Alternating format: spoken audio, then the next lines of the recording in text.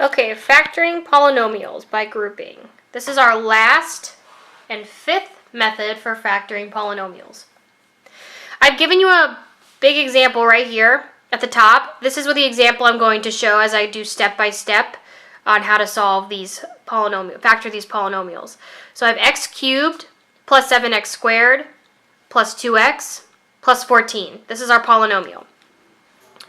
Your first step is to group the polynomial, the first two terms together and the second two terms together.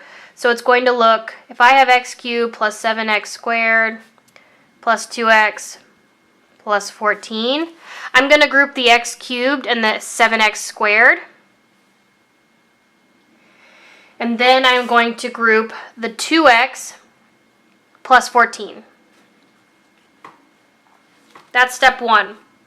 Step two says factor out the GCF for each binomial grouping.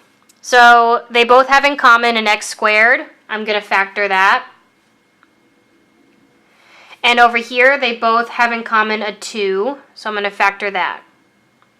So it'll say x squared, and then the remainder of factoring, which is x plus 7. And then it'll have plus 2, because that's my factor of this binomial. And then once I factor that, it'll be x plus 7. As you notice, they're both the same inside the parentheses. So what we do is on step 3, it says the greatest common factor from each binomial will become one factor, and the remaining binomial will be the other factor. So we have x squared plus 2, which is our first factor now.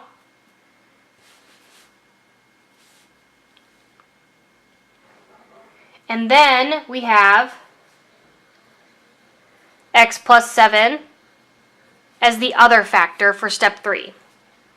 Now we're going to use FOIL and we are going to check our answer. So x squared times x gives me x cubed.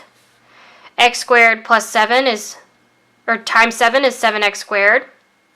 2 times x is 2x. 2 times 7 is 14. So we know it's correct.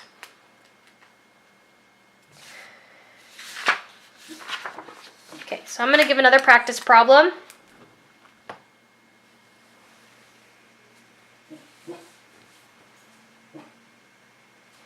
We have 8x squared plus 12x plus 2xy plus 3y.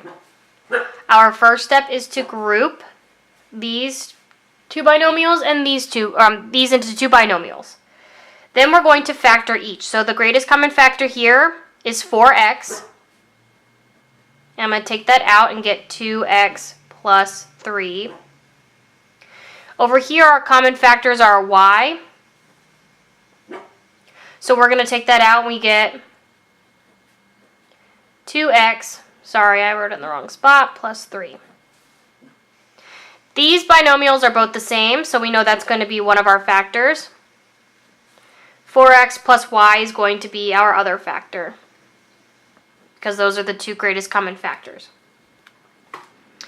If you were to check this, you would see that it equals this example that I gave. Okay, so one more practice or two more practices for you to bring to class having solved.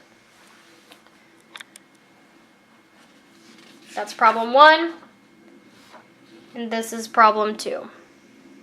And as always, you're going to summarize in your own words the steps that are going on, okay? Because sometimes it's easier when